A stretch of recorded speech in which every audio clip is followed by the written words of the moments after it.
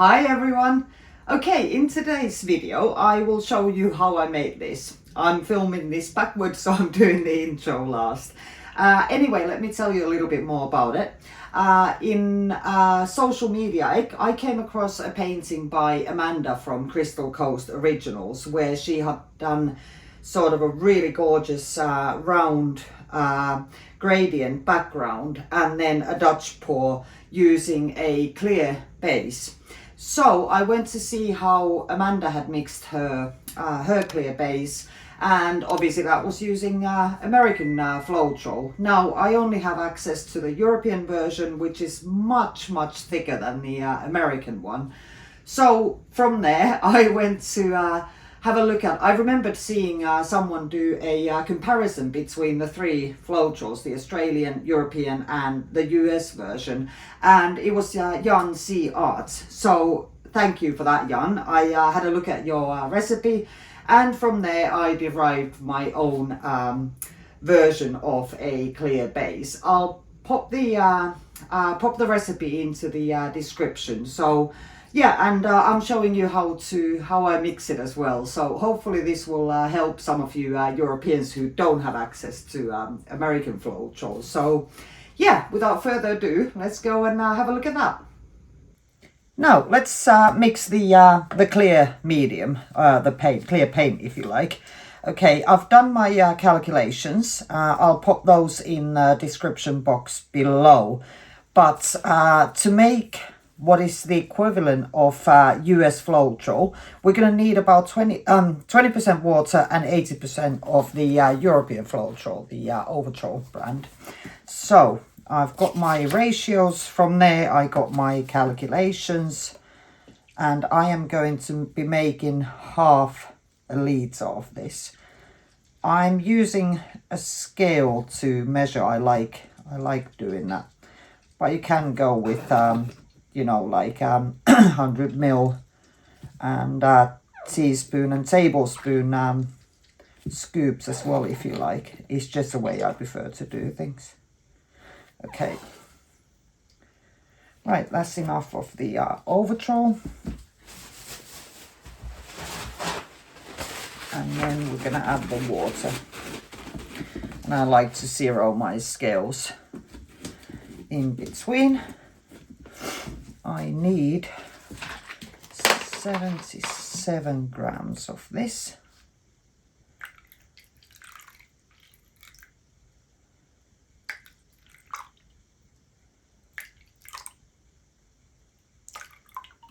There we go.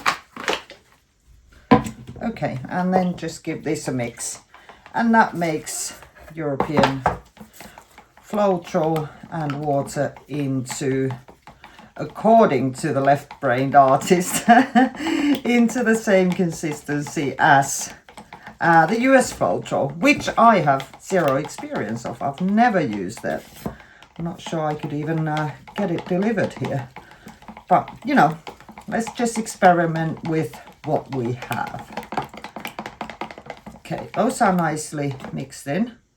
Wow, that is thin. Whoa, I'm so used to the European, which is really thick. That's interesting. Okay, and then I will need 25 grams of Liquitex pouring medium. I've got the gloss version here.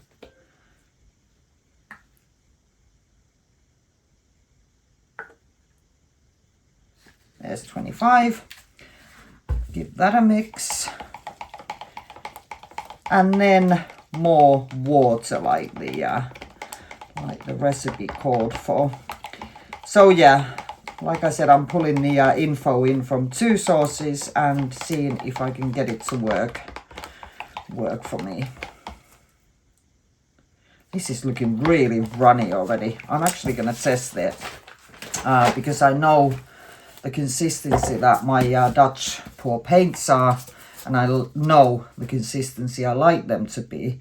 According to this, I should be throwing in another 75 grams or milliliters of water. And that seems an awful lot. I think it'll be like super runny at that point, and I don't like working with paints that thin. So let's have a look. 1, 2, 3, 4, 5. Yeah, it's already super thin. Okay, I am leaving that as it is. And just make a note with a pen that I might locate at some point that I did not use the extra 75 ml of water. Okay, right, I'm gonna get to preparing the canvas next. So yeah, I will see you when I'm doing that. So I am ready to paint the base. I've leveled my canvas in both directions.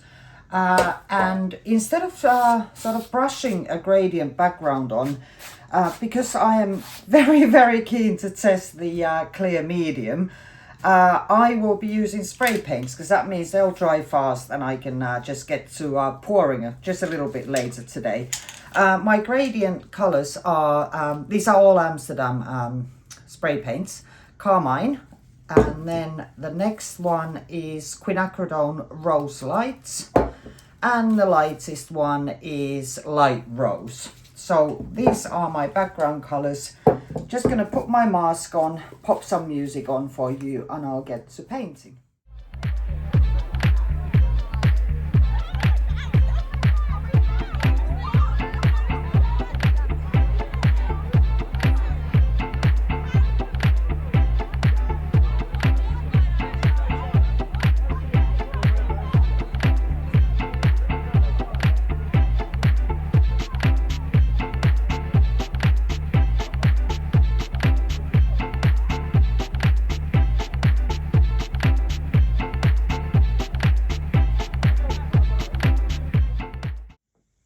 Now then, let's just give this a try. The spray paint is completely dried. You can't get as nice a gradient with spray paint as you do with a brush. At least I can't. But you know, this is a test piece, so that's fine. I've got a bunch of greens and blue greens to complement the red and pink shades, and just a bit of silver and graphite as accents. So let's go. I am so excited about this. I hope this works.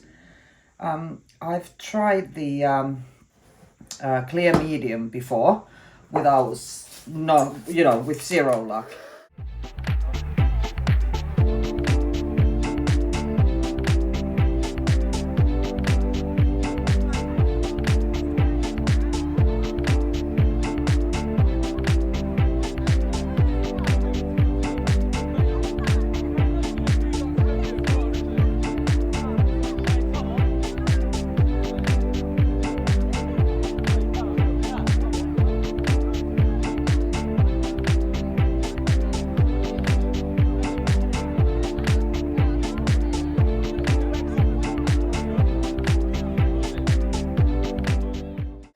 Okay, I'm just gonna tilt the base now.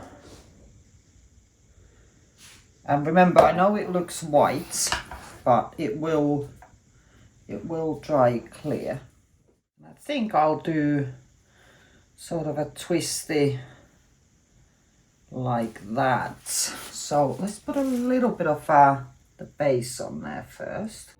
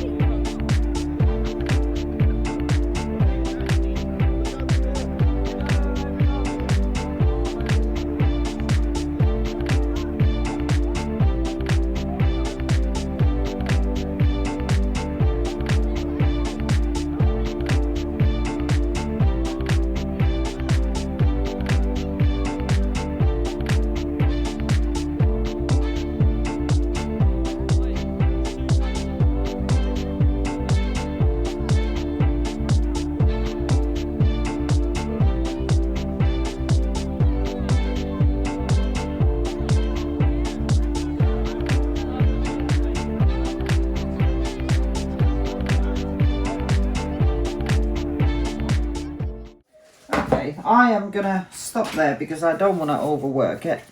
I've got some real nice cells going on in this section here. And at least immediately nothing's getting swallowed up, but we will see what happens once this dries.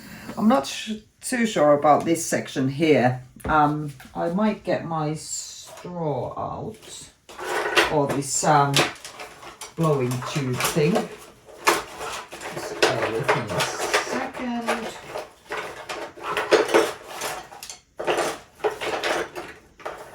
While I rummage around, I've got these attachments to this. It's just like a thin garden hose. I've cut it in 2 parts. I've got a long one and a nice short one. I'm not liking that solid bit of colour there, so I want to do something to that. Just going to give this another torch because I can see some cells happening here. I love that bit there, how it sort of folds over. I think that's way cool.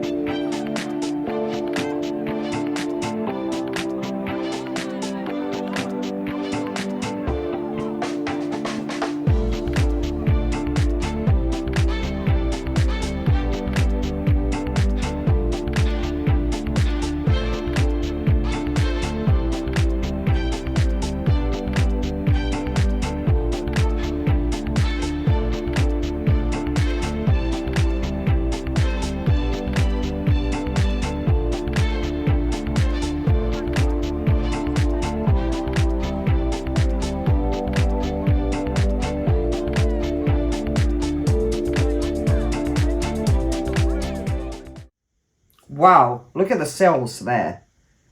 That is incredible. Wow. Those literally just came up with me blowing that with the hose thing. Whoa. That is so cool.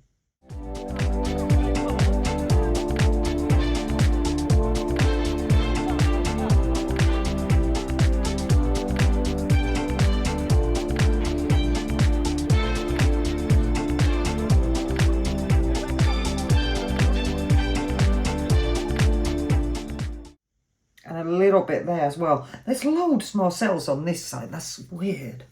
Although there was a lot more paint, I think, in there because that's where I started the laying down the colours. So yeah, I think that's pretty cool. I need to do a bigger one if this dries well. Yeah, I think this is excellent. Right, okay, I'm done messing with this.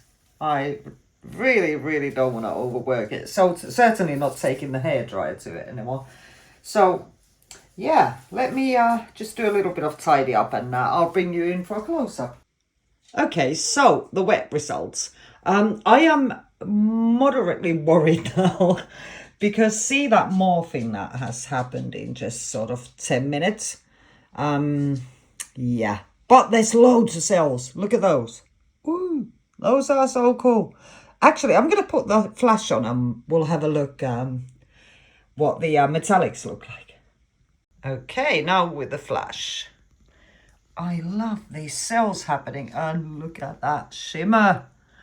Oh my words. That is gorgeous. Really nice. Oh, I really hope this doesn't sort of disappear and whatnot, because I've had that happen with a similar try with the flick and spin.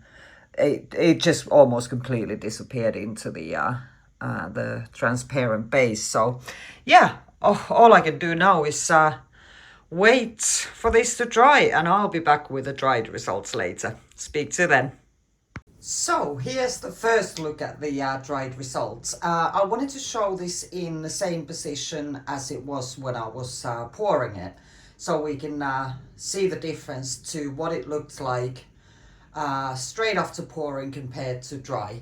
Now, first thing I noticed, a lot of the cells disappeared for very obvious reasons. The cells appeared with the pouring medium or the base that was clear. So now that the clear has dried, there are no cells to be seen. So that's a good thing to bear in mind, I think. Okay, but we'll go on the wall now and have a closer look. So I believe this is the same orientation as it was when I was showing the wet result. So I put the flash on because I wanted to show you something super cool about this. Look at the way those pearlescents and the metallics really pop out when there's no sort of colored pigmented paint to dull them down. I think that's absolutely fabulous. So just got to bear in mind you will lose a lot of the cells, but metallics just look, oh my goodness, gorgeous. I love it. I love it. This is definitely something something to look at or experiment with further. But I'd love to hear what you think. So please leave me a comment below. Hit the like button. And if you haven't already, please subscribe. But most of all, thanks so much for being here with me for this fun experiment. And I will speak to you soon. Bye for now.